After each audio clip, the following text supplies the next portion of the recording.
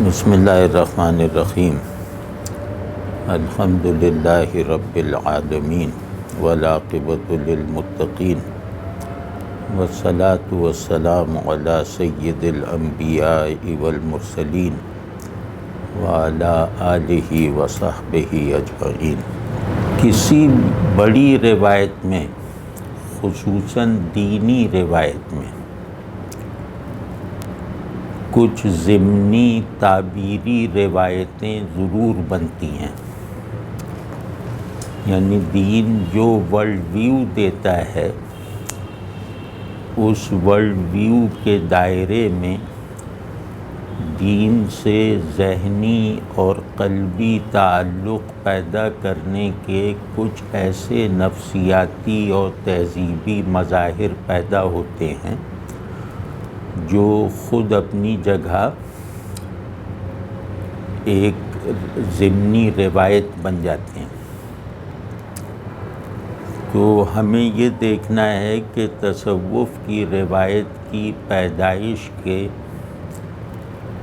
سادہ اور گہرے اسباب کیا ہیں۔ پہلے یہ بات پیش نظر رہنی چاہیے کہ دین کا مخاطب انسان ہے اور انسان کچھ نفسیاتی اور تہذیبی بناوٹوں کا لازماً حامل ہے، یعنی انسان اپنے نظریات کے اجمال میں تو ایک ہو سکتا ہے، ان نظریات کی تفصیل میں ایک نہیں ہو سکتا۔ ہم اقرار توحید میں تو ایک ہو سکتے ہیں، لیکن ہمارے ذہن کی بناوٹوں کے الگ الگ ہونے کی وجہ سے ہم اس عقیدے کی تفصیل میں ایک نہیں ہو سکتے۔ یہ ایسا ہے کہ اس کے خلاف ہونا ممکن ہی نہیں ہے۔ تو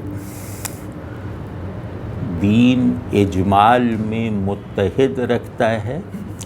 ابھی میں یہ عرض کروں گا کہ وہ اجمال جو بائنڈنگ ہوتا ہے، جس میں اختلاف کی گنجائش یا جواز نہیں ہے، وہ کیا ہے، لیکن سر دست میں یہ عرض کر رہا ہوں کہ دین اپنے بیسک نیریٹو میں اپنے ماننے والوں میں ایک ہوتا ہے۔ ایک ہونے کا مطلب ہے کہ ایک معنی میں ہوتا ہے، لیکن یہ اجمال جب انسانی ذہن کی فطری ساخت کے مطابق تفصیل میں ڈھلنا شروع ہوتا ہے تو اس تفصیل میں ذہنوں کا اتحاد یا وحدت ناممکن ہے۔ اس میں اختلاف ہوگا اور اس اختلاف کے لیے فیصلہ کن حیثیت اس بنیادی اجمال اور اس بنیادی اجمال سے برآمد ہونے والے فوری اور عمومی مفہوم کو ہوگی۔ ہمارے آپ کے درمیان کسی اجمال کی تفصیل میں جو فطری اختلاف پایا جاتا ہے، اس اختلاف میں صحیح اور غلط کا تعین کرنے کے لیے وہ جو اجمال ہے جس کو ہم نے دین کے عنوان سے دین کے پرنسپل نیریٹو کے طور پہ مانا ہے، اس اجمال کے کچھ امیڈیٹ میننگ ہوتے ہیں، کچھ فوری اور عمومی معنی ہوتے ہیں۔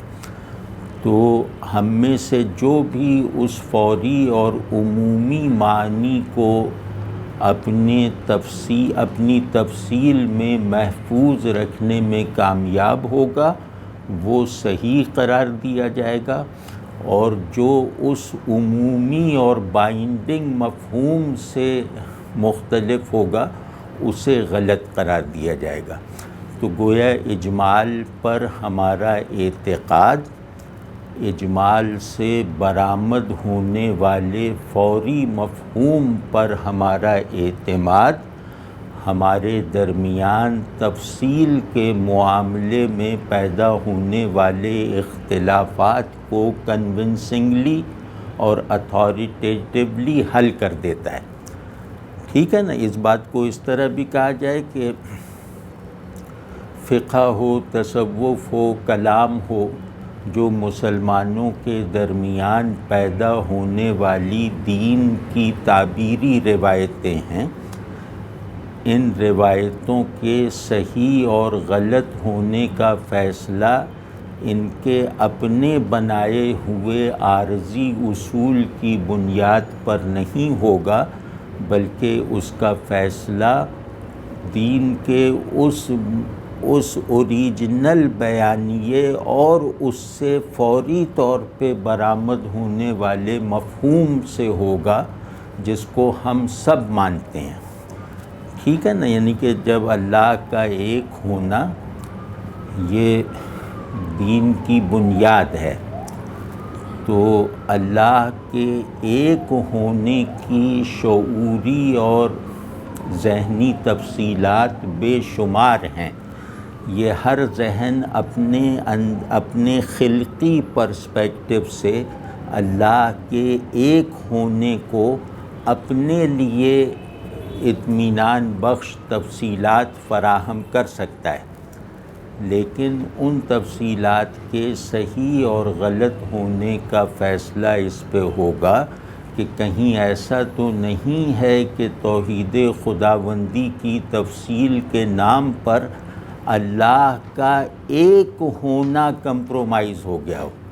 تو جس تفصیل و تعبیر میں اللہ کا ایک ہونا مدھم پڑ جائے، کمپرومائز ہو جائے، اس تفصیل کے منطقی در و بست یا اس تفصیل کی نفسیاتی وجوہات کو نظر انداز کر دیا جائے گا اور اس پر غلط ہونے کا حکم لگا دیا جائے گا، کیونکہ یہ اس بنیادی ترین نیریٹیوز کے عمومی ترین مفہوم سے متصادم ہے۔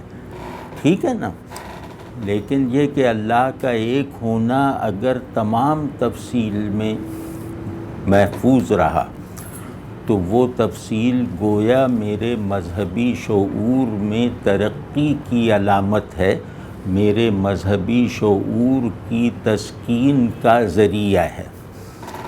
تو ان معنوں میں عرض کر رہا تھا کہ تصوف بھی اچھا، دوسری صورت تفصیل کی یہ دیکھی جائے گی کہ یہ تفصیل مصنوعی تو نہیں ہے، یہ تفصیل کسی اور اجمال سے مستعار لے کر دینی اصول اور حقائق پر اپلائی تو نہیں کی جا رہی۔ اگر ایسا نہیں ہے تو پھر دین کی تعبیر و تفصیل، دین کے اصول و حقائق کی تعبیر و تفصیل کا عمل جاری رہنا یا اس عمل کا وجود میں آنا پوری طرح جسٹیفائیڈ ہے، کیونکہ ناگزیر ہے، اس سے مفر نہیں ہے، اس کے بغیر انسان رہ نہیں سکتا، کیونکہ انسانی ذہن کی خلقت اور بناوٹ ایسی ہے کہ یہ اپنے مسلمات یعنی مانی ہوئی چیزوں کو تفصیل ضرور دیتا ہے، یعنی یہ جس چیز کو حتماً مان لیتا ہے، جس چیز کو اس نیت سے مان لے کہ مجھے اس میں اب کوئی تبدیلی اور ترمیم اور تنسیخ نہیں کرنی، یعنی اس کو اپنے مرکز تسلیم میں جگہ دے دے، تو پھر وہ اس میں جتنا سنجیدہ اور مخلص ہوگا، اس اجمال یا اس مسلمے یا اس مانی ہوئی ہمیشہ کے لیے مانی ہوئی بات کو تفصیلات ضرور دیتا رہے گا۔ انسانی ذہن اس ڈھب سے کٹ کر کوئی کام کرتا ہی نہیں ہے، واضح ہے نا۔ تو ایک تفصیل دیتا ہے، دوسری اس اپنی سیٹسفیکشن کے لیے اس کی تزئین کرتا ہے۔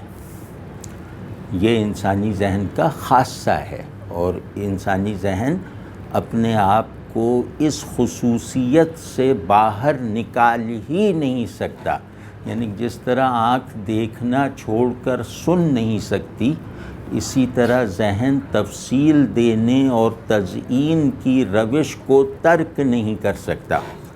تو واضح ہے نا؟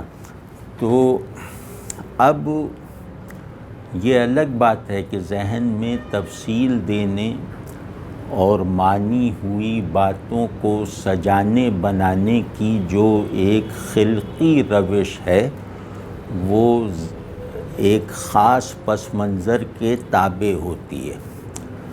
وہ پس منظر تہذیبی ہوتا ہے، وہ پس منظر اس کے حالات ہوتے ہیں، وہ پس منظر اس کا وہ ماحول ہوتا ہے جس میں ذہن نے نمو پانے کی تربیت پائی ہو۔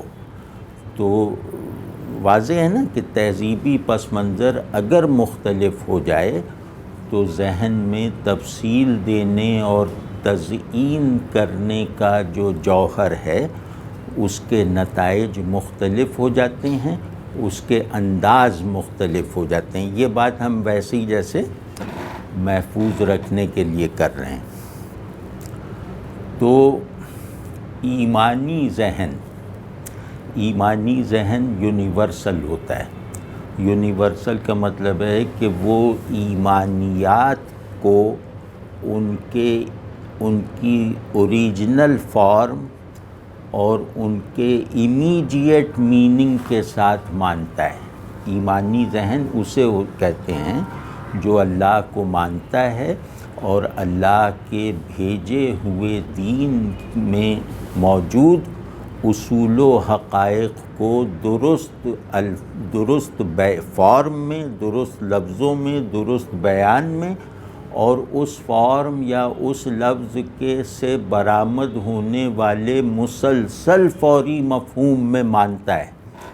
اب ماننے کی اس شرط کو پورا کرنے کے بعد وہ اپنے مانے ہوئے حقائق کو اپنی فطرت کے تقاضے کے مطابق تفصیلات فراہم کرتا ہے، کبھی خود کو حالت اطمینان میں رکھنے کے لیے، کبھی دوسرے کو کنونس کرنے کے لیے۔ ٹھیک ہے نا؟ تو تصوف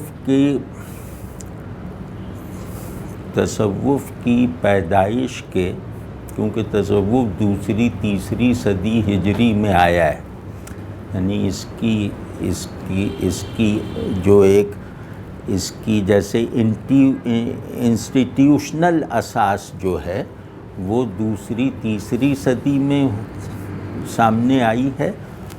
اس کا مزاجی نمونہ انبیاء اور انبیاء کے تربیت یافتگان میں ہے۔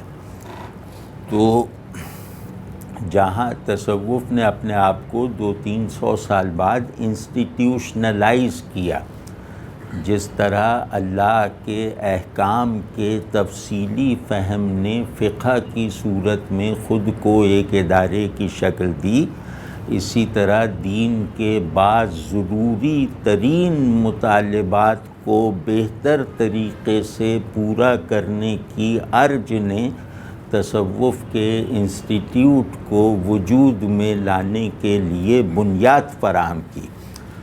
تو اس کے وجود میں آنے کے بطور انسٹیٹیوشن اس کے وجود میں آنے کے چند اسباب ہیں، جن میں سے کچھ سادہ اور ظاہری ہیں، کچھ ذرا گہرے اور علمی ہیں۔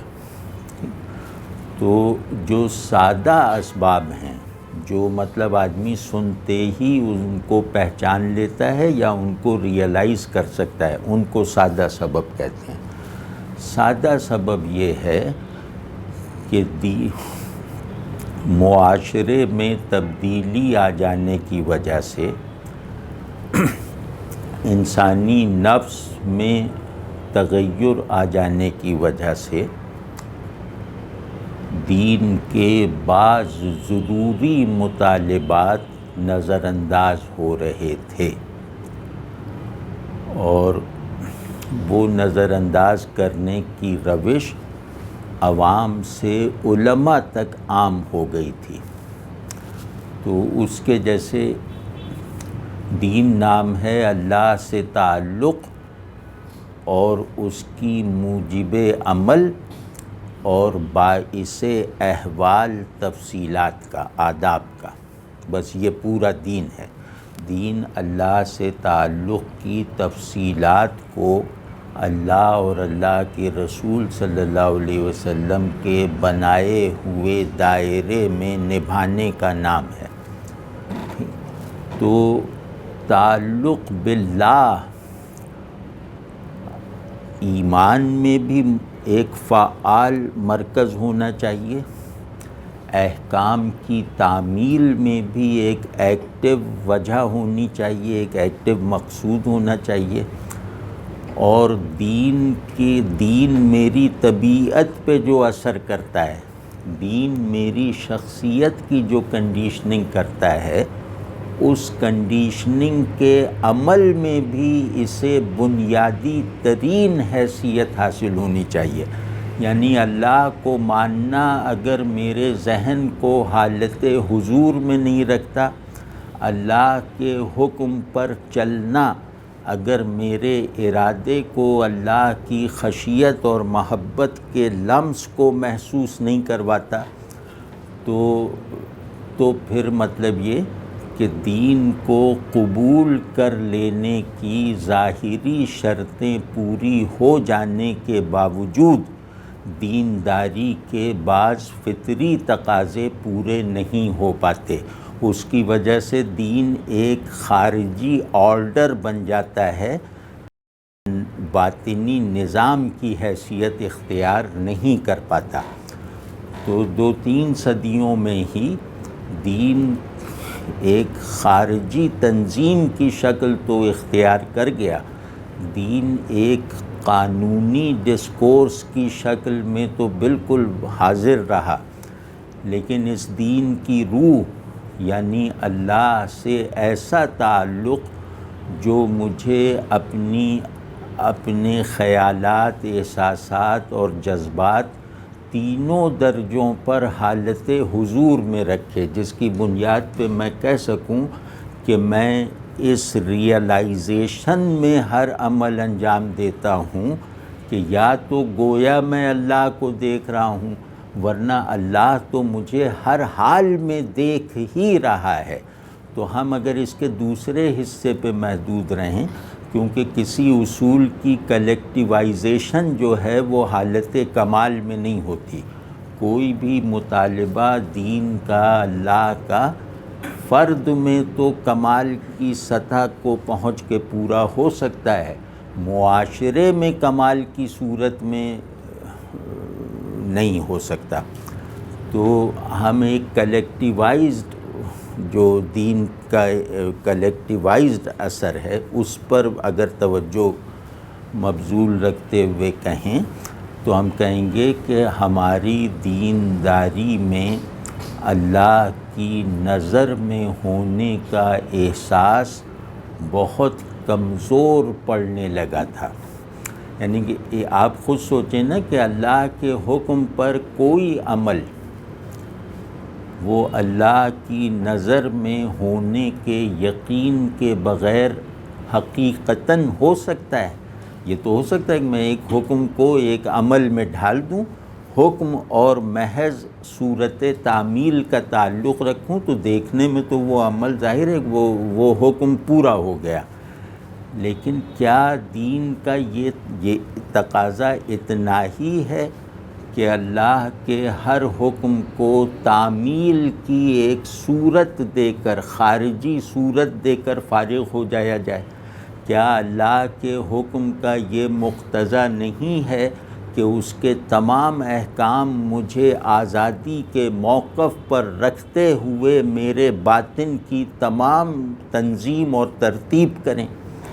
تو باطن میں اپنی ایفیکٹو پریزنس رکھے بغیر حکم پر ایک ظاہری عمل وہ دین کے تقاضے کو پورا نہیں کرتا، اور اگر حکم کو حکم دینے والے کی پریزنس سے کاٹ دیا جائے تو رفتہ رفتہ وہ حکم بھی ایک ناگوار جبر بن جاتا ہے، پھر آدمی ہیلے بہانے ڈھونڈنے لگتا ہے اس حکم سے بچنے کے لیے۔ تو یہ اللہ کا تعلق ہے جو میرے لیے اس کے ہر حکم کو بامانی بناتا ہے، پرکشش بناتا ہے اور باطن میں نتیجہ خیز بناتا ہے۔ یعنی اللہ کے ان احکام کی تعمیل بھی جن کی تعمیل محض عمل سے ہوتی ہے، جن کی تعمیل کے لیے محض عمل درکار ہے کہ نماز پڑھنے جاؤ، تو ان احکام کی تعمیل میں بھی اگر آدمی ایک باطنی لا تعلقی میں رہے، یعنی ان احکام کی تعمیل تو کرے لیکن ان احکام کا کوئی ڈیسائسو اثر، کوئی میری شخصیت کی تشکیل کر سکنے والا اثر میرے اندر مرتب نہ ہو، تو میں نے اس حکم کی تعمیل اپنے دین کے حقیقی تقاضے کے مطابق نہیں کی۔ ٹھیک ہے نا؟ تو ایک ایسی صورتحال میں جہاں دین ایک قانونی آرڈر بنایا جا رہا تھا کہ دین بس ایک قانونی آرڈر ہے اور خارج میں ہے، وہ آرڈر خارج میں چل رہا تھا کہ نظام حکومت بھی شرعی ہو اور قوانین بھی ایسے ہوں جن سے پتہ چلے کہ ہم مسلم سوسائٹی یا مسلم اسٹیٹ کے افراد ہیں۔ لیکن یہ کہ آدمی کے اندر کی دنیا اس کے باہر کی دنیا سے بہت زیادہ وسیع، بہت زیادہ حقیقی ہوتی ہے، تو اندر کی دنیا دین کی تاثیر سے بے نیازی کی حالت میں دین کے مطالبات کی تعمیل کی آرڈرنگ کے نتیجے میں دین سے تعلق کے تقاضے پورے کرنے کے قابل نہیں رہی تھی۔ تو ایسی صورتحال میں علماء میں سے کچھ لوگ اٹھے جنہوں نے کہا کہ اس دین کو تو خلا میں پروان چڑھنے والا ایک درخت بنا دیا گیا، اس دین کو معنی سے خالی صورت بنا دیا گیا، اس دین کو انسانی سے زیادہ مشینی بنایا جا رہا ہے، تو اور اس دین سے علمی وابستگی، علمی تعلق میں بھی صرف حافظے کو مرکزیت اور سبقت دی جا رہی ہے، اس میں شعور کی زیادہ سنجیدہ قوتیں کار فرما نہیں ہیں اس دین کو ماننے میں۔ تو بس مطلب ایک دین رٹ لو اور بعض مخصوص اعمال میں اس کے تقاضے پورے کر دو، بس یہ تصور دین عملاً مروج ہوتا جا رہا تھا۔ تو ایسی صورتحال میں کچھ اصحاب علم نے، یعنی دین کے کچھ منتہی علماء نے ایک کام شروع کیا، یا آج کل کی زبان میں کہیں تو ایک تحریک چلائی۔ وہ تحریک یہ تھی کہ دین کو اس کے معنی سے کاٹا جا رہا ہے، دین کو جسد کی حیثیت دینے پر اصرار کیا جا رہا ہے اور اس کی روح کو نظر انداز کرنے پر بھی جیسے رضامندی ہے۔ تو اس غفلت اور اس لا تعلقی کا ازالہ اگر نہیں کیا گیا تو میرا آپ کا مسلمان ہونا خود میرے آپ کے ذہن کی بہترین قوتوں کا موضوع نہیں رہ جائے گا، خود میرے قلب کی رغبت و کراہت کے نظام کی بنیاد نہیں بن پائے گا۔ ٹھیک ہے نا؟ تو اس میں یہ لوگ اٹھے، معنی کیا ہے؟ دین محض فارم ہے، معنی سے خالی۔ یہ کیوں کہا گیا؟ یہ اس لیے کہا گیا کہ دین مجموعہ احکام، مجموعہ عقائد تو بن گیا، اور ظاہر ہے اس میں نہ کوئی کمی کی جا سکتی ہے، نہ کوئی اضافہ ہو سکتا ہے کسی بھی صورت میں۔ لیکن یہ دین اللہ کی حضوری کا یقینی پرووائڈر نہیں رہا، یعنی اللہ کے حکم پر عمل اللہ کے حضور مزید کا ذریعہ نہیں بنتا۔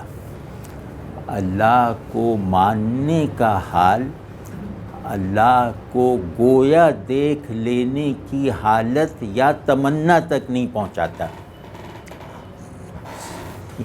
تو یہ بہت بڑا خلا تھا، اور یہ مطلب اس پر اسلام، یعنی اس پر سمجھ لیں کہ مسلمان ہونے کے مستقبل کا دار و مدار تھا کہ ہم روبوٹس کی طرح کے مسلمان بنیں گے یا اللہ کی طرف سے آزادی کی نعمت کا شرف رکھنے والے انسانوں کی طرح اسلام پر چلیں گے۔ تو سمجھ گئے نا کہ مثال طور پہ ہم یہ کہیں کہ قرآن دین ہے، یا یہ کہیں کہ دین کیا ہے؟ قرآن ہے۔ اب قرآن ایک متن ہے، ایک ٹیکسٹ ہے، اس کا ریڈر ذہنی سطح میں مختلف ہو سکتا ہے اور اپنے ارادۂ بندگی میں بھی ایک دوسرے سے فرق کا حامل ہو سکتا ہے، یعنی ہم تسلیم میں بھی ایک دوسرے سے آگے پیچھے ہیں، ہم تعمیل میں بھی ایک دوسرے سے مختلف ہیں، مختلف نہیں کہنا چاہیے تعمیل میں، لیکن تعمیل میں بھی ہمارے اونچے نیچے درجات ہیں۔ اور ایک تیسری اصطلاح ہے تحویل۔ تحویل کا مطلب ہے مانے ہوئے کو انٹرنلائز کر لینا، یعنی جو میں نے مان لیا اور اس نیت سے مانا کہ یہ ہمیشہ کے لیے مانا ہے، یہ میرے ذہن اور میری زندگی کے لیے بائنڈنگ ہے، میں نے اس کو اس طرح مانا کہ اس کو اپنا سبسٹنس آف بینگ بنایا۔ سبسٹنس آف بینگ بنانے کا مطلب ہے کہ میں نے اسلام کو مانا اس نیت کے ساتھ، اس قصد کے ساتھ، اور اسلام کے اس ضروری مطالبے کو سمجھتے ہوئے کہ میرے تشخص کا کوئی گوشہ بھی اسلام کے بنائے ہوئے دائرے سے باہر نہیں ہوگا۔ یہ ہے کہ اسلام لانا گویا ایکٹ آف بینگ ہے، ہونے کا عمل ہے، ہو جانے کا عمل ہے۔ تو ان ارادوں، یہ ارادہ بندگی ہے، یہ بندگی کا شعور ہے، اس میں بھی لوگ ایک دوسرے سے ممتاز ہو سکتے ہیں، ایک دوسرے سے مختلف ہو سکتے ہیں، اور مطلب یہ کہ جو دین میرے احوال کی نرسری ہے، دین میرے احوال کا موجب ہے، دین میرے احوال کا اوریجنیٹر ہے، دین میرے احوال کی کفالت کرنے والا ہے، اس کو کہتے ہیں تحویل۔ یعنی دین کو ذہن سے تسلیم کیا، عمل سے اس پر عمل کیا، اور اپنے شعور اور باطن کی پوری صلاحیت کے ساتھ اس کی تاثیر کو جذب کیا۔ تو وہی دین جو تسلیم میں ہے، وہی دین جو تعمیل میں ہے، وہی دین انٹرنلائز ہو کر میری شخصیت کے تمام ڈرائیوز کو طے کر دیتا ہے۔ اس کو کہتے ہیں حال۔ حال کہتے ہیں خیال کا تھنکنگ کے پروسیس سے بلند ہو کر بینگ کے دائرے میں داخل ہو جانا۔ یہ حال کی میرے خیال میں اچھی تعریف ہے۔ حال یعنی اسٹیٹ۔ تو میں نے جو مانا، میں نے جس پر عمل کیا، وہ میرے لیے ہونے کا عمل ہے۔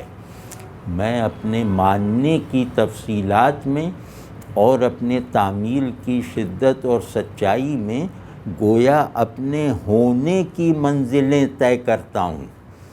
تو یہ ریئلائزیشن کہ تسلیم اور تعمیل دونوں ہونے کے پروسیس میں ہیں، وہ تسلیم و تعمیل دونوں مجھے ہونے اور ہوتے رہنے کے پروسیس میں رکھتے ہیں، اس کو کہتے ہیں تحویل، یعنی انٹرنلائزیشن۔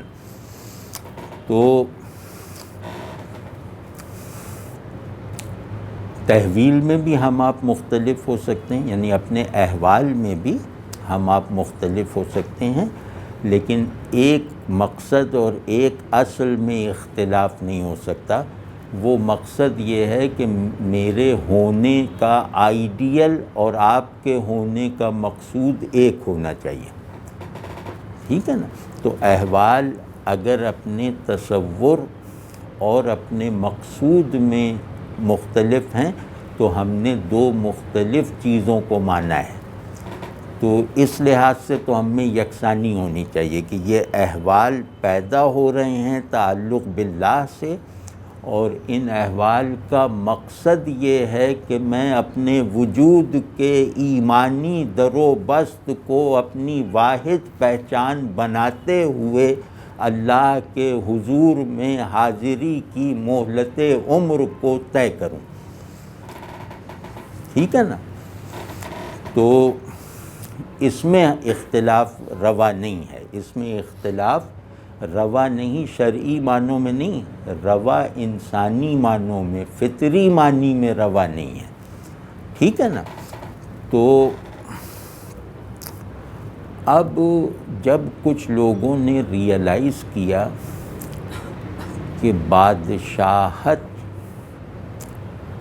سے انسان کی دنیا کے تمام معاملات طے ہو رہے ہیں، یعنی بادشاہ ہونا گویا اللہ سے زیادہ با اختیار ہونا بن چکا ہو، اور دنیا کی کشش اللہ کی اٹریکشن پر غالب آتی جا رہی ہو، اور یہ دین اس لفظ کی طرح بن گیا ہو جس کا مصداق ہمیشہ خارج میں ہے، اس کا کوئی عمل میرے داخل میں نہیں رہ گیا۔ مثال دیتا ہوں اس کی، جو میں نے ابھی عرض کیا کہ دین ایک صورت بن کر رہ گیا تھا، اپنے معنی اصلی سے خالی ہو گیا تھا۔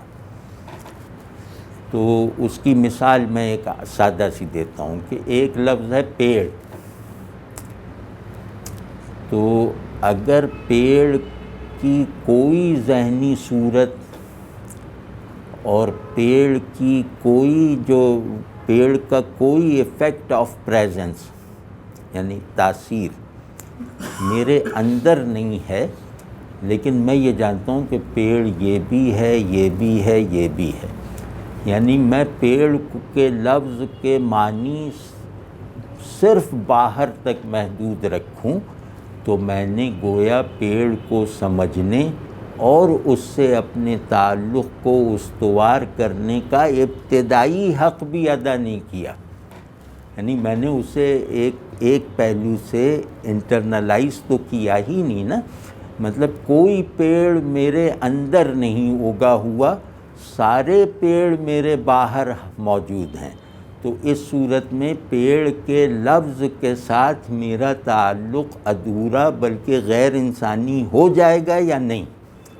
تو اسی طرح دین کے تمام معانی اور مصداقات ایک نظام اور آرڈر کی طرح قانونی شکل میں باہر تو ایفیکٹولی موجود ہیں، لیکن یہ کہ وہ میرے جس کو کہتے ہیں مائکرو کازمک ایسنس نہیں بنا، یعنی میرے نظام وجود میں اپنا کوئی تحکم اور تاثیر بلکہ پریزنس نہیں رکھتا، سینٹرل پریزنس نہیں رکھتا، تو یہ گویا دین کے ساتھ تعلق کا بحران ہے یا نہیں، جس بحران کو دین کا ظاہری فہم پورا نہیں کر سکتا۔ دین کی قانونی تشکیل کا کوئی بھی عمل اس باطنی بحران کا ازالہ نہیں کر سکتا، بلکہ وہ رفتہ رفتہ دین کے نام پر خدا سے دوری کے عمل کو تیز کرتا چلا جائے گا، نام وہ دین کا ہی لے گا، مطلب نمازیں بھی پڑھے گا، روزے بھی رکھے گا، شریعت بھی نافذ کرے گا، لیکن چونکہ اس نے دین کو معنی سے خالی لفظ کی طرح قبول کر رکھا ہے، دین کو تحویل کے پلین تک پہنچنے سے روک رکھا ہے، لہٰذا وہ دین جو میرا حال نہیں بنتا، وہ خدا سے نزدیکی بڑھائے گا یا خدا سے دوری میں اضافہ کرے گا؟ تو گویا دین کا سانچہ یا دین کی اسٹرکچرنگ یا دین کی آرڈرنگ، اوور آرڈرنگ کے عمل نے دین کے نام پر خدا سے دوری کا ایک ماحول پیدا کر دیا، ٹھیک ہے نا؟ کیونکہ دین محض ایک جبر بن گیا، اور جبر سے انسان بچنا چاہتا ہے، تو جبر پر عمل وہ دل کی شمولیت کے بغیر کرتا ہے۔ جبر کسے کہتے ہیں؟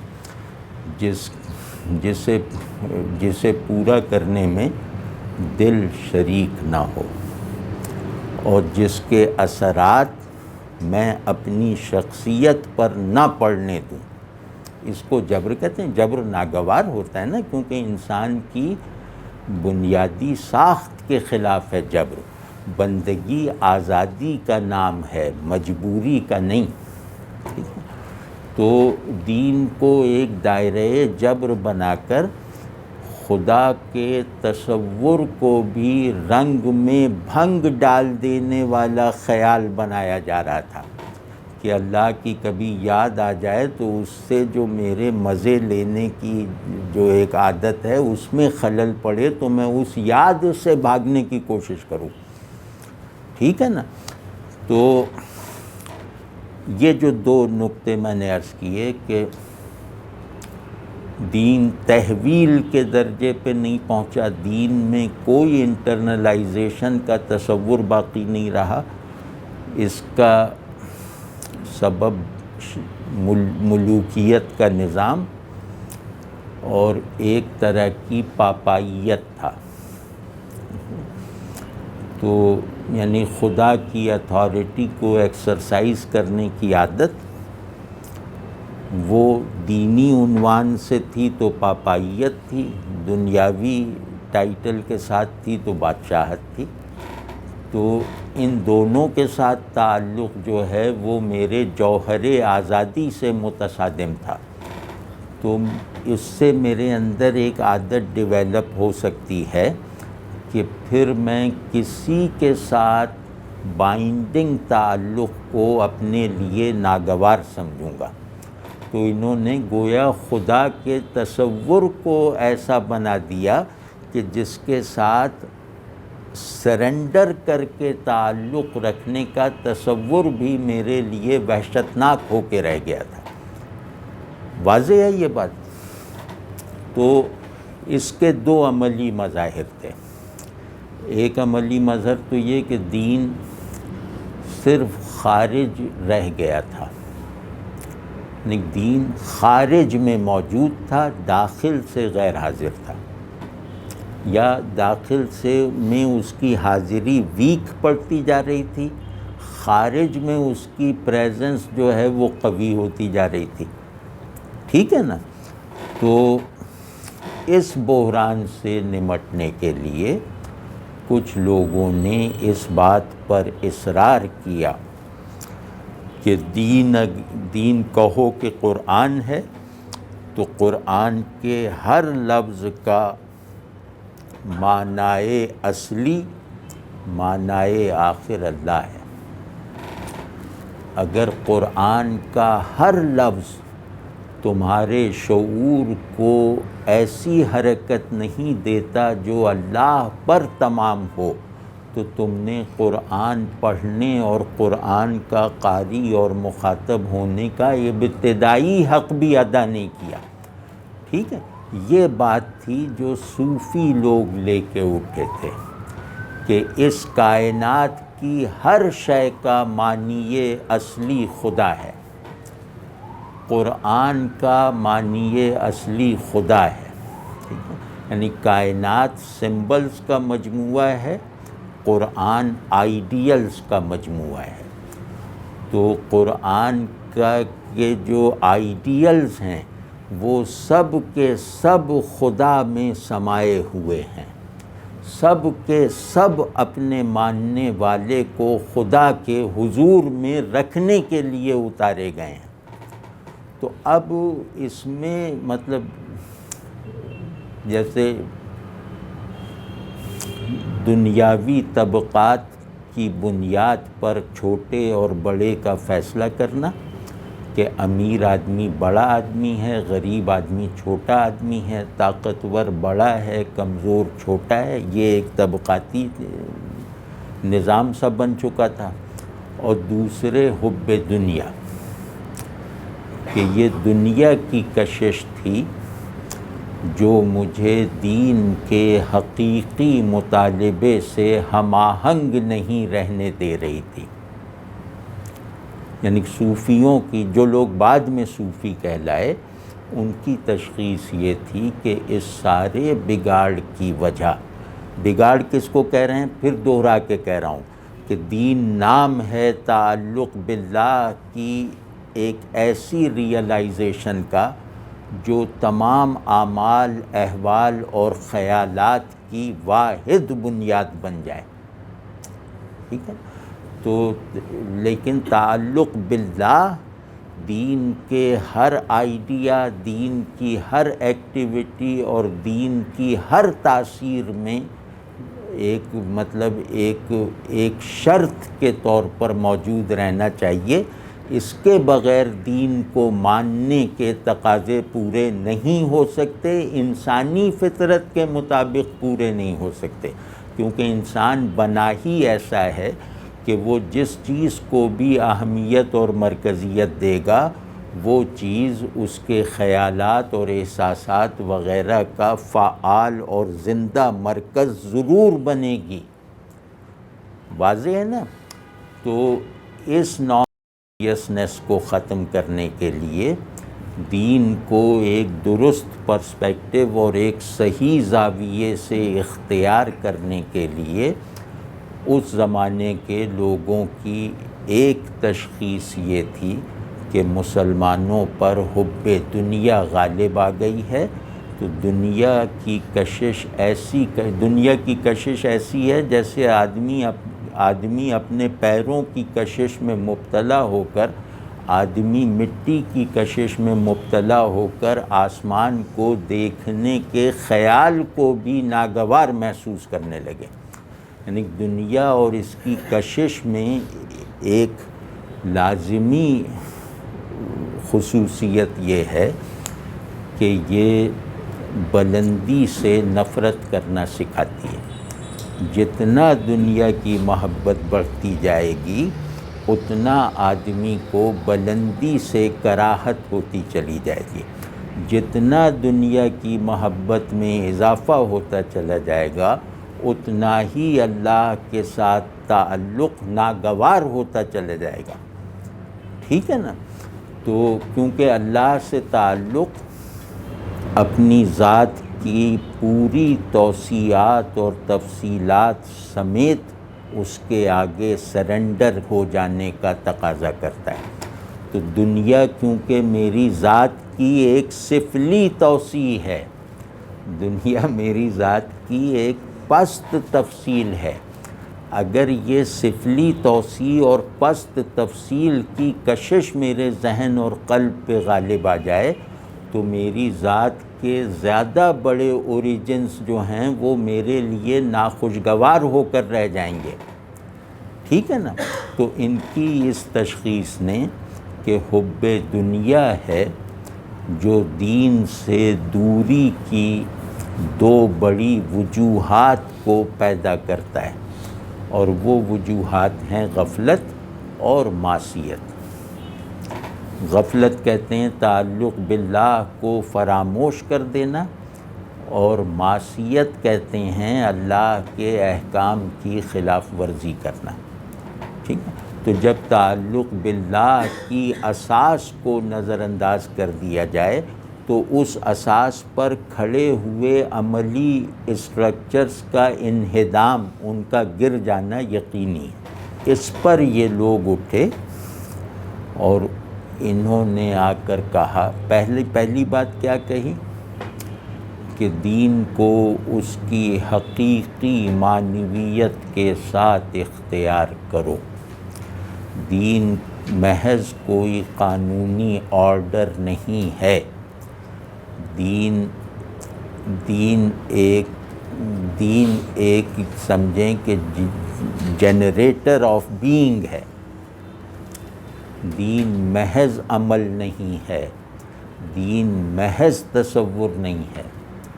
دین نام ہے اللہ سے تعلق میں سیراب رہنے والی شخصیت کے خیالات اور اعمال کا.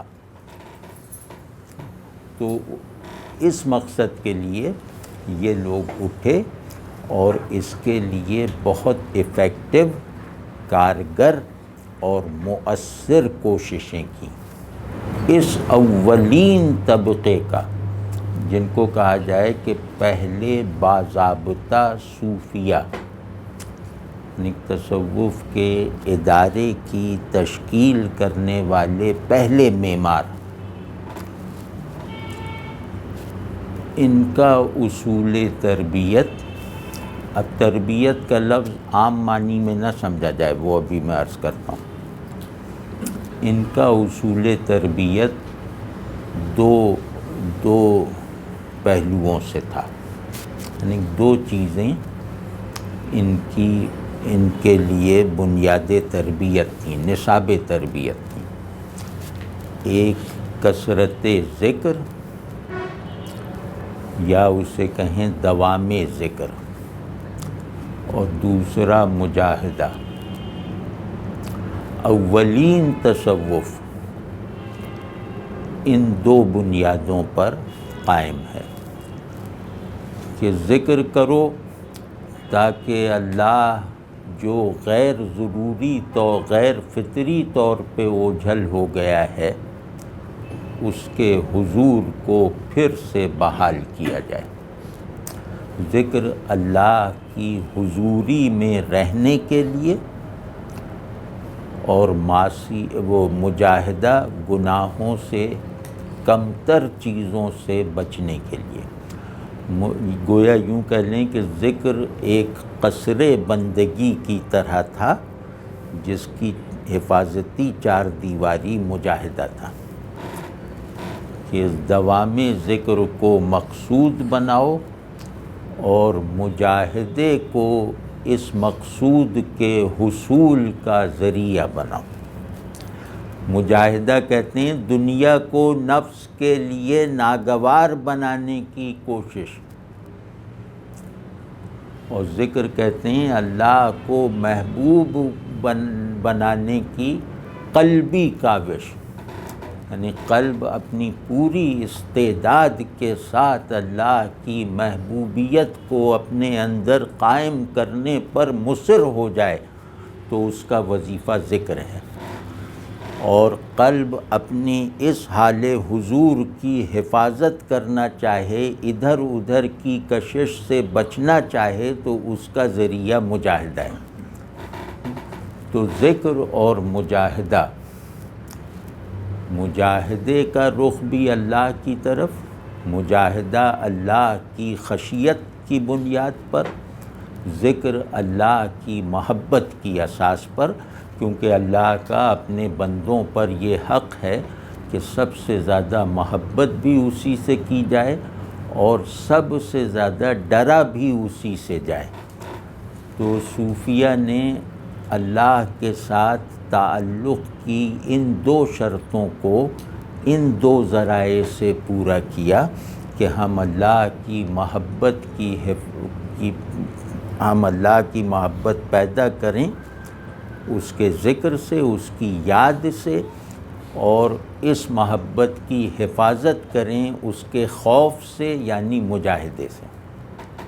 خشیت اللہ کی محبت کا حفاظتی نظام ہے. یعنی خشیت اللہ کی محبت کا لازمی تقاضا ہے.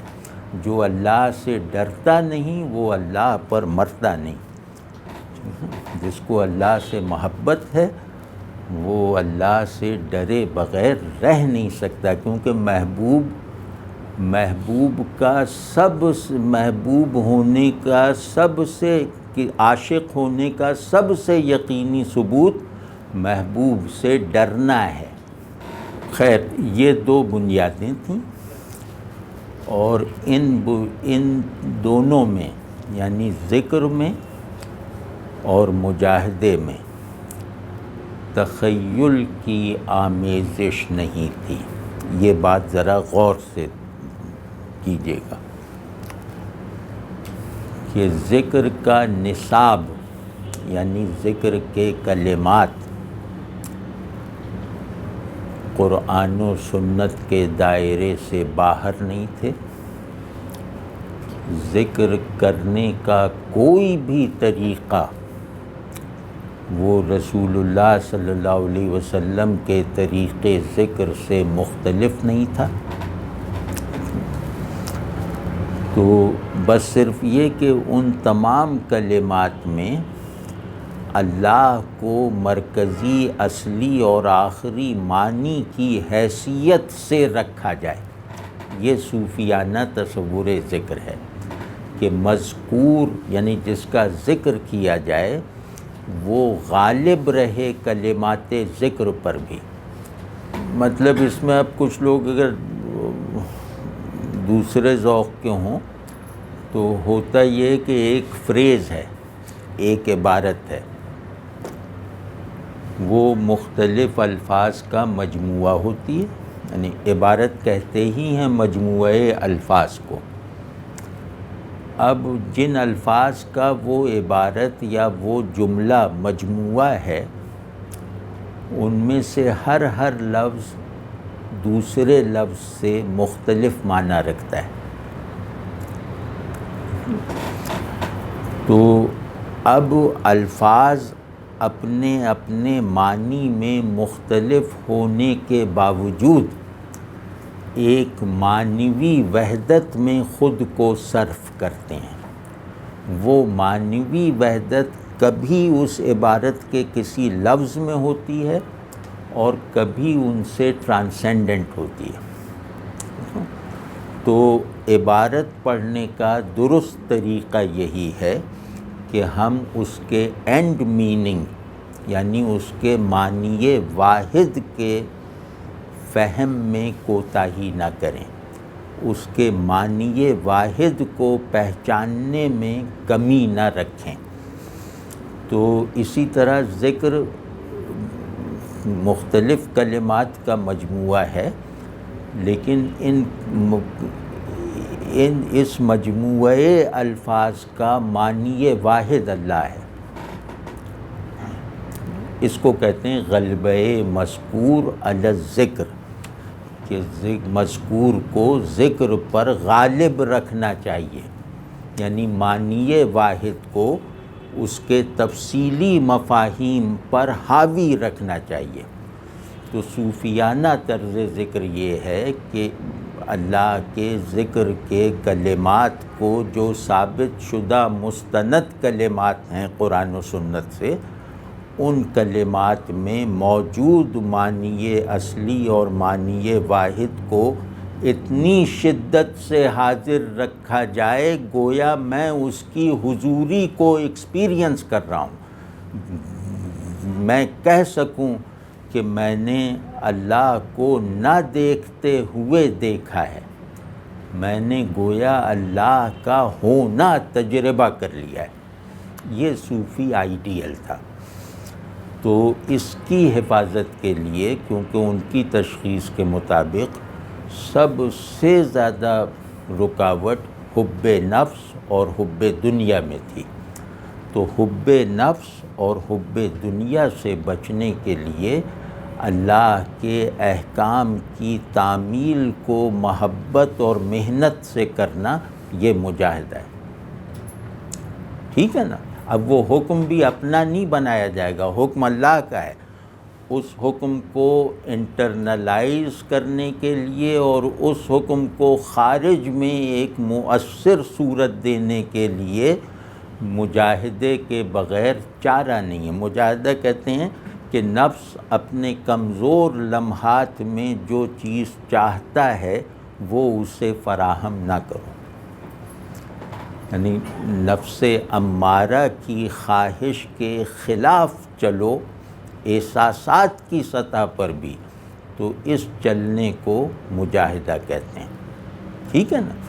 تو یہ وہ دو اقدار تصوف تھیں جن کو اولین صوفیہ نے نہایت کامیابی کے ساتھ مسلمانوں میں دین کی حقیقی موجودگی کے ایک فنکشنل سبب کے طور پر برقرار رکھ کے دکھایا. اگر یہ لوگ نہ ہوتے تو دین ڈوز اینڈ ڈونٹس سے آگے نہ بڑھ پاتا اپنی قبولیت میں. اللہ کا مرکز دین ہونا، اللہ کا مرجع وجود ہونا، اللہ کا مبدأ ہستی ہونا، اللہ کا حاصل وجود و شعور ہونا، یہ تصور کی سطح پر بھی علماء کے بس سے باہر تھا. علماء سے مراد یہ ہے کہ دین کو خارجی پریزنٹیشن، میموری بیسڈ پریزنٹیشن دینے والے صاحبان علم. تو آج یہاں تک کر لیتے ہیں، پھر اگلی مرتبہ ذکر اور مجاہدے کی عملی تفصیلات. اور ہاں، وہ جو میں کہہ رہا تھا کہ تصوف کی پیدائش کے کچھ گہرے اسباب ہیں، وہ سوشولوجیکل، پولیٹیکل اور سائیکولوجیکل ہیں. یعنی وہ کچھ تہذیبی ہیں، کچھ نفسیاتی ہیں. ہوا یہ کہ جب اسلام نے اپنی عالمگیری کے جوہر کو عمل میں لانا شروع کیا اور مختلف تہذیبیں دائرۂ اسلام میں داخل ہوئیں، تو ان تہذیبوں سے بننے والے اذہان اور طبیعتیں جو ہیں وہ ظاہر ہے کہ کلمہ پڑھتے ہی معطل اور ان افیکٹو تو نہیں ہو سکتی تھی نا. تو ان تہذیبوں سے بننے والے ذہنوں اور طبیعتوں کے کچھ تقاضے ایسے تھے جو اسلام جس بیسک تہذیب میں اترا تھا اس پر زائد تھے. یعنی عربیت پر نہیں تھے، وہ عجمیت پہ تھے، اور ان میں انسان کی تشکیل نظریے سے نہیں تہذیب سے ہوتی ہے. تو ان تہذیبوں نے جیسے آدمی جیسے دماغ بنائے تھے، ان دماغوں نے اسلام لانے کے فیصلے کو، اللہ کو ماننے کے فیصلے کو اپنے لیے زیادہ کنونسنگ، اٹریکٹیو اور میننگ فل بنانا تھا یا نہیں بنانا تھا. مطلب ایک دیہاتی آدمی اور ایک فلسفی دونوں ایک لمحے میں اسلام لائیں تو ان کا اسلام فی شعور مختلف ہوگا یا نہیں ہوگا. ایک ویسٹرن آدمی مسلمان ہو، ایک ہندوستانی آدمی مسلمان ہو، ان کے مزاج تسلیم، ان کے جذبہ تعمیل اور ان کے انداز تحویل میں فرق ہوگا یا نہیں ہوگا. تو اب یہ وہ ذہن تھے جنہوں نے اپنی تہذیبی میراث کو تابع اسلام رکھنے کی کاوشیں کی ہیں. یہ کوئی غیر اسلامی عناصر کی آمیزش نہیں ہوئی ہے، یہ ان تہذیبوں نے اپنے تہذیبی ذہن اور طبیعت کو اسلام سے کے ماتحت رکھنے کی تدابیر کی ہیں. اور یہ وہ تفصیل دینے کا عمل ہے جس کو میں کہہ رہا تھا کہ انسانی شعور کی خلقی عادت ہے. انسانی شعور اس کے خلاف جا ہی نہیں سکتا کہ وہ اپنی مانی ہوئی بات کو تفصیل ضرور دے گا. ٹھیک ہے نا؟ تو یہ گہرا سبب جس کو میں کہہ رہا تھا وہ یہ ہے، کیونکہ اس میں زردشتی اسباب تھے، زردشتی تہذیب تھی، مسیحی تہذیب تھی، ایک اسمال سکیل پہ یہودیت تھی، ہندوستانیت تھی، وغیرہ وغیرہ. تو ایسا نہیں ہو سکتا کہ جس اللہ سے میرا تعلق ہے وہ اللہ میرے اور آپ کے مابین ایک ہے، لیکن میرا اور آپ کا تعلق اپنی تفصیل، اپنے مزاج، اپنی ساخت میں الگ ہوگا. حضرت ابو بکر کو جو لا الہ الا اللہ کے معنی وہ سمجھتے تھے ہم سمجھ سکتے ہیں؟ یعنی اس میں کچھ فرق ہوگا یا نہیں ہوگا؟ تو یہ فرق لا الہ الا اللہ کی تفصیل سے پیدا ہوا ہے اور اس کو ماننے میں اخلاص کے فرق سے پیدا ہوا ہے۔ مثال کے طور پہ ایک ایکسٹرنل فیکٹر یا انٹرنل فیکٹر جو ہے وہ بیلنس کرتا ہے دین اوورآل اس کی کنسیپشن میں۔ تو مجھے یہ نہیں سمجھ، میں اس کو گریسپ نہیں کر پایا کہ یہ کیا ہے کہ یہ جو ایکسٹرنل فیکٹر ہے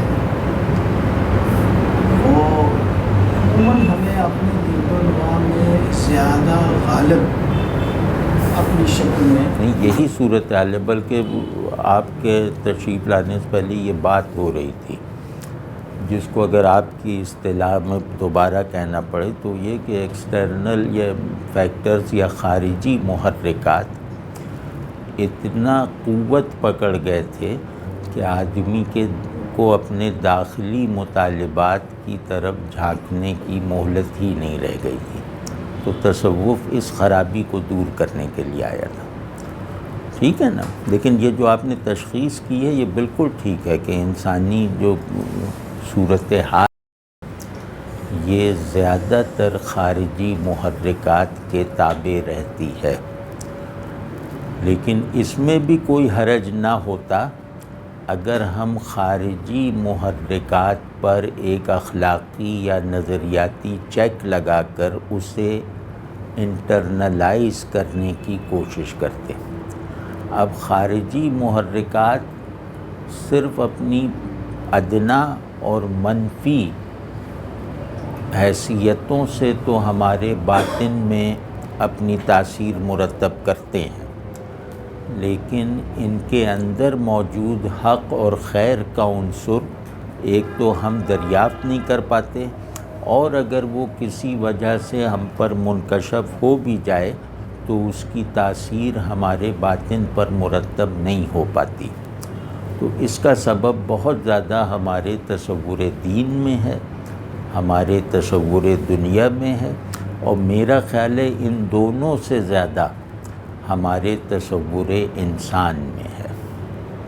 یعنی ہمارا تصور انسان کسی ایسی جگہ فالٹی ہو گیا ہے جس کی وجہ سے ہمارے خارج اور داخل کے محرکات کی نوعیت بدل گئی ہے، ان کے نتائج بدل گئے ہیں۔ تو یہ بہت بڑا اچھا، آپ نے بہت اچھا کہا، بلکہ اس سے مجھے ایک بات سوجھی ہے کہ صوفیہ نے بنیادی کام تصور انسان کی تصحیح پر کیا ہے۔ انہوں نے کوئی نیا خدا متعارف نہیں کروایا، انہوں نے آدمی کو اس کی اوریجنل ایمانی ساخت میں بحال کرنے کی کوشش کی۔ لیکن یہ باتیں میں اولین صوفیہ کے بارے میں کہہ رہا ہوں، بعد میں جو کچھ ہوا وہ بعد میں کہیں گے انشاءاللہ۔ اولین صوفیہ سے مراد ہے جیسے حسن بصری وغیرہ، جو بہت بڑے عالم بھی تھے، بہت ہی بڑے عالم، اور انہوں نے اس مقصود کو اپنایا اور اسے حاصل کرنے اور کروانے کی مربوط کوشش کی۔ اصل میں یہ جو چیز پیدا ہوئی وہ اس لیے ہے کہ ہم عام طور پر چیزوں کو ارتھمیٹیکل طریقے سے سمجھنا چاہتے ہیں، اور اس کا اپنے اوپر اس کی امپلیمنٹیشن جو ہے انطباق بھی ارتھمیٹیکل طریقے سے، مثلاً عام جو مذہبی اسکالرز یا علماء اگر وہ ہے تو ان کے ہاں جب ہم جاتے ہیں تو وہ ہمیں 2 + 2 4 ہی سمجھا رہے ہوتے ہیں، اور ہم بھی 2 + 2 4 ہی سمجھنا چاہ رہے ہوتے ہیں۔ تو یہ ہاں بہت صحیح ہے، کیونکہ تحویل میں ہمارے ذہن میں یہ ڈر بیٹھ گیا ہے کہ اس سے ہماری دنیا کا نقصان ہو جائے گا، تو ہم اس سے ڈرنے لگیں۔ ہم اللہ والا ہوئے بغیر مسلمان رہنا چاہتے ہیں۔ تو یہی ہونا ہے. پھر ساری جو اسکیم آف تھنگس ہیں نا وہ خارج میں ہوگی، جس کو آپ ارتھمیٹیکل کہہ رہے ہیں، وہ اسی طرح ہوگی. اس میں آدمی فارغ ہو جائے گا. اب 2 سیب اور 2 سیب مل کے 4 سیب بنتے ہیں. مجھے سیب سے کچھ لینا دینا نہیں ہے، بس سیب کھانا نہیں ہے مجھے. 2 سیب اور 2 سیب مل کے 4 سیب بنتے ہیں، یہ مجھے صحیح معلوم ہے. تو اب علم صحیح ہے، مستند نہیں ہے. علم کو سند حال سے فراہم ہوتی ہے. تو ممکن ہے یہ علم صحیح، ظاہر ہے بالکل صحیح علم ہے، لیکن مستند نہیں ہے کیونکہ یہ انٹرنلائز نہیں ہوا اور سیب کے ساتھ میرے تعلق کا ذریعہ نہیں بنا. تو اللہ کی یہ صفات، یہ اسماء، اس کے یہ روٹس، قرآن کے یہ اصول تفسیر، یہ سب صحیح ہوں گے، لیکن یہ کہ یہ اصول تفسیر یا قرآن کو سمجھنے کے جتنے بھی میتھڈس ہیں، یہ مجھے اللہ سے قریب کیوں نہیں کرتے؟ اللہ کے قرب کو میرا سرمایہ ہستی کیوں نہیں بناتے؟ تو یہ ہے نان سیریسنس یا کمیٹڈ نہ ہونا. میں حکم سے کمیٹڈ نہیں ہوں، میں عبادت سے بھی کمیٹڈ نہیں ہوں.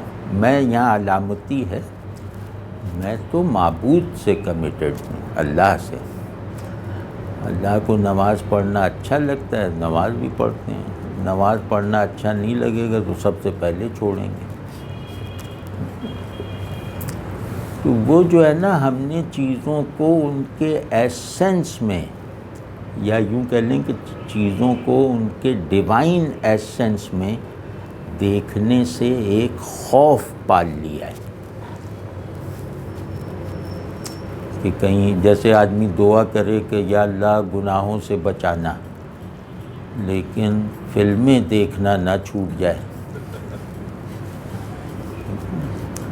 یا اللہ خوب اعلیٰ فضائل عطا فرمانا، لیکن عورتوں کو کشش اور رغبت سے دیکھنے کی عادت نہ چھوڑوا دینا، ورنہ زندگی میں تو ایک بے رنگی پھیل جائے گی. ہماری دعا دراصل متوازی فرمائشوں کا مجموعہ ہوتی ہے. ایک وہ جو ہماری زبان کہہ رہی ہوتی ہے، دوسری وہ جو ہمارا دل پکار رہا ہوتا ہے. کہیں ایسا نہ ہو کہ رشوتی سے بچا لے اللہ. اب یہ ایک خوفناک تصور ہے.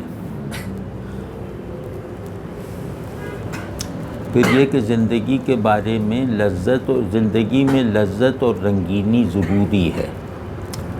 ہم نے زندگی میں لذت اور رنگینی پیدا کرنے والے تمام عناصر کو خدا سے متعلق کرنے میں مکمل ناکامی کا سامنا کیا. اب خدا سے تعلق بالکل خشک سی چیز ہے، ایک عجیب وہ ہے، کچھ سب جیسے ایک صحرا میں آپ مجھے پھینک دیتے ہیں. تو یہ گویا آپ کے تصور خدا میں کوئی فالٹ ہے، اور تصور خدا سے بڑی غلطی ہے تصور آدمی میں، کہ آپ آدمی ہی کو نہیں سمجھے. آدمی میں ایک ارج فار ٹرانسینڈنس ہوتی ہے، یعنی اپنی موجود صورتحال سے بلند ہوتے رہنے کی تمنا ہوتی ہے، حتیٰ کہ اپنے آپ سے بھی اوپر اٹھنے کی آرزو رہتی ہے، اپنے آپ سے بھی. یعنی انسان کا سب سے بڑا کنڈیشنر یہ آئی ایم نیس ہے. تو اپنی آئی ایم نیس کو بھی نگیٹ کرنے کی خواہش رہتی ہے، ایک بڑی محبوب اور عزیز خواہش کے طور پہ، ایک سنجیدہ خواہش کے طور پہ. تو اگر آپ نے ایسا تصور انسان مسلط کر رکھا ہے جو یہ ارج فار ٹرانسینڈنس کو کل کر دے، تو پھر کہاں کا خدا اور کہاں کا دین؟ صوفیوں نے یہ بڑا کام کیا ہے کہ انسانوں کے اندر جو ارج آف ٹرانسینڈنس ہے، اس کو بالکل ایک جیسے ڈسپلینائز کر دیا، بالکل ڈسپلن کر دیا. کہ فنا کا ان کا ایک تصور فنا ہے، اس میں انہوں نے گویا اس کو ایک چینل فراہم کر دیا عمل میں آنے کا. اب یہ صوفیوں میں اور غیر صوفیوں میں فرق یہ ہے کہ صوفی انسان کو غیر صوفیہ سے زیادہ سمجھتے ہیں. وہ خدا کو، خدا کے دین کو، احکام کو، عقائد کو وہ حضرات زیادہ سمجھتے ہیں، لیکن ان میں ایک کمی رہ گئی کہ وہ انسان کو اتنا نہیں سمجھتے جتنا صوفیہ سمجھتے ہیں. تو انشاءاللہ اس پہ ایک موقع پہ کوئی ایسا موقع آ گیا تو اس پہ بات کریں گے کہ تصور انسان میں صوفیہ کے کیا کارنامے ہیں، اور اگر صوفی تصور انسان ہماری دینی روایت میں سامنے نہ آتا تو اس روایت میں کیسی کیسی کمزوریاں رہ جاتی. آپ نے فرمایا کہ جو محبوب سے جو محبت ہے اس کی جو لازمی اس کا نتیجہ ہے وہ اس محبوب سے خوف بھی ہے. یہ جو خوف ہے یہ محبوب کی ناراضگی کا خوف ہے یا یہ اس قسم کا ہے جیسا کہ جو قرآن میں ہے کہ آپ یہ اعمال نہیں کریں گے تو آپ کو جو جہنم میں پھینک دیا جائے گا، یا محبوب ناراض نہ ہو جائے اس چیز کا خوف؟ اس کا بنیادی خوف یہی ہے کہ وہ ناراض نہ ہو جائے، کہیں ایسا نہ ہو کہ میں اس کے معیار پہ پورا نہ اتروں. یہ خوف ہے. جہنم تو اس کا ایک ٹھوس لوکیل ہے، تو جہنم کا مطلب یقینی یہی ہے نا کہ اللہ کی ناراضگی کی جگہ ہے. اللہ کی ناراضگی کا نتیجہ جہنم ہے، اللہ کی خوشنودی کا حاصل جنت ہے. تو یہ گویا یہ ناراضگی اور خوشنودی کے لوکیلز ہیں. تو میں جہنم سے میرا ڈر جو ہے وہ فطری ہے اور اس سے بھاگنے والا ہے. اللہ سے میرا ڈر ایمانی ہے اور اس کی طرف لپکنے والا ہے، یعنی اللہ سے ڈر کے میں اس کی طرف اپنی رفتار تیز کر لیتا ہوں. جہنم سے ڈر کے اس سے بھاگنے کی حرکت کو تیز کر لیتا ہوں. آپ نے ایک جملہ بولا تھا، بندگی آزادی کا نام ہے مجبوری کا نہیں. تو یہ اسٹیٹ آف فریڈم جو ہے اس کا کیا تقاضا ہے آزادی سے، اور بندگی میں آزادی کا کیا مطلب ہے؟ پہلا مطلب تو یہ کہ میں اللہ کو ماننے میں بھی آزاد ہوں، نہ ماننے میں بھی، اور یکساں آزادی ہے. پہلا جو اس کا ایک طرح سے قانونی مطلب یہ ہے. تو اسی وجہ سے ہمارا اصرار ہے کہ دین میں جبر نہیں ہے، دین آزاد لوگوں کو پیش کیا جاتا ہے، لوگوں کو مجبور کر کے نہیں منوایا جاتا. یہ تو مطلب ہماری روایت ہے، قرآن اس کی سند ہے. تو دوسرا یہ کہ فری ول اگر نہ ہو تو گناہ و ثواب کے کوئی معنی نہیں ہے، کہ دین کی کوئی ضرورت ہی نہیں ہے. تو بندگی کہتے ہیں دین کو مان لینے کے نتیجے کو. تو جو بھی مطلب فری ول کے بغیر میرا اللہ کو ماننا بھی بے معنی ہے اور نہ ماننا بھی بے معنی ہے، اس کو کوئی معنی نہیں ہے. تو اس اعتبار سے. اور تیسرا یہ کہ انسان میں آزادی کا جوہر اس لیے ہے کہ وہ اپنے آپ سے بھی آزاد ہو سکے جب چاہے.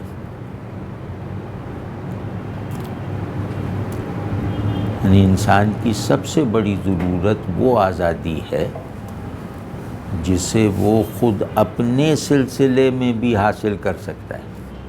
یعنی اپنے آپ سے آزاد ہونے کی قوت، یہ آزادی کا حقیقی ترین مفہوم ہے. تو ہم صرف یہ نہیں کہہ رہے کہ بندگی آزادی کا نام ہے، ہم یہ کہہ رہے ہیں کہ انسان ہونا وہ آزادی کے تصور پر کھڑے بغیر ممکن نہیں ہے. یعنی آزادی کا حال رکھے بغیر انسان ہونا ممکن نہیں ہے. یہ فطرت کو کس طرح سے فطرت جیسے کہتے ہیں فطرت کے قوانین، وہ یہ فطرت کو سمجھا کس طرح؟ فطرت خارج میں ہے تو سائنس سے سمجھنے کی کوشش کی جائے گی، داخل میں جو ہے وہ دین بتائے گا۔ انسان کے داخل کی حقیقت وحی کے بغیر نہیں معلوم ہوتی، اور انسان کے خارج کی حقیقت ذہن کے بغیر نہیں حاصل ہوتی۔ یعنی فطرت ایک خارجی نظام کا بھی نام ہے، اس کو غلط سمجھنا بھی مفید ہے، اور داخلی نظام کا نام ہے، اسے غلط سمجھنا مضر ہے۔ تو جہاں غلطی کی گنجائش ہو وہاں اللہ نے ذہن پہ بھروسہ کرنے کی تعلیم دی ہے، اور جہاں غلطی کی گنجائش نہ ہو وہاں خود اپنی طرف سے وحی اتاریے۔ آج کے موضوع سے جو ہے وہ مطلب مسئلے تو نہیں ہے، لیکن جو پیر اور مرید کا جو تعلق ہوتا ہے، یہ جس طرح حضور اور صحابہ کرام کا تعلق تھا اس قسم کا یہ تعلق ہے، یا اس میں یہ ہے کہ جو آپ کا پیر ہے، مرشد آپ جو آپ کے ہیں، ان سے اگر کچھ غلطی ہوتی ہے تو آپ کے مطلب آپ کو کیا سوچنا چاہیے، کیونکہ وہ مطلب بالآخر تو انسان ہی ہوتے ہیں، تو ان سے اگر کوئی غلطی ہوتی ہے تو آپ کا کیا رد عمل ہونا چاہیے، اور صحابہ کرام حضور کے ساتھ جو تعلق ہے اس کے حوالے سے یہ کیسا؟ ہاں نہیں، وہ تعلق تو کہیں اور مانے ہی نہیں جا سکتا نا، جو رسول اللہ صلی اللہ علیہ وسلم کا ادب ہے، تعلق کا مطلب بڑے کا ادب اور اس ادب کے حدود، تو آپ صلی اللہ علیہ وسلم سے تعلق کا ادب ہی یہ ہے کہ پہلے یہ مانو کہ ہرگز فالبل نہیں ہے، جو یہ کریں گے وہی دین ہے، وہی جو یہ کہیں گے وہی اللہ کہہ رہا ہے، یہ تو اس کی شرط ہے نا۔ وہ تعلق تو ظاہر ہے کسی بھی شخصیت سے نہیں رکھا جا سکتا۔ تو لیکن یہ کہ جیسے اس میں ایک شیخ کا جواب آپ کو سناتا ہوں میں، ایک بڑے شیخ تھے، صوفی شیخ پیر، تو ان سے ان کے کسی مرید نے پوچھا کہ حضرت آپ ہم سے کہتے ہیں کہ محبت کرو، عقیدت ضروری نہیں ہے۔ وہ کہا کرتے تھے اپنے مریدوں سے مجھ سے محبت رکھو، عقیدت وغیرہ میں مبالغہ نہ کرو۔ تو انہوں نے پوچھا کہ اس کا مطلب کیا ہے؟ تو کہا کہ دیکھو ابھی تو تمہیں میرے بارے میں ایک اچھا گمان ہے کہ میں نیک آدمی ہوں، تو تم میرے ساتھ میرے مرید ہو اس گمان پر، بالفرض کل میں تمہارا یہ گمان ختم ہو جائے اور تم میرے اندر بڑے بڑے گناہ دیکھ لو، تو اس وقت تمہاری عقیدت کا ختم ہونا ضروری ہے اور تمہاری محبت کا برقرار رہنا لازمی ہے، تب محبت سچی ہے۔ بس پیر و مرید سے تعلق کی یہ جو نوعیت ہے یہ انہوں نے بہترین طریقے سے بتا دی، اور ہر ایک کے لیے یہ شرط ہے کہ آپ اس کے بارے میں یہ یقین رکھیں کہ وہ فالبل ہے، اس سے غلطی ہو سکتی ہے، اس سے گناہ ہو سکتا ہے۔ اب اللہ کی مہربانی سے اس کی کوئی غلطی آپ کے علم میں نہیں ہے، اسے اللہ نے گناہ سے بچایا ہوا ہے تو وہ ہے، لیکن وہ گناہ سے بچے ہوئے ہونے کی حالت میں بھی فالبل ہے، یہ یقین رکھنا ضروری ہے۔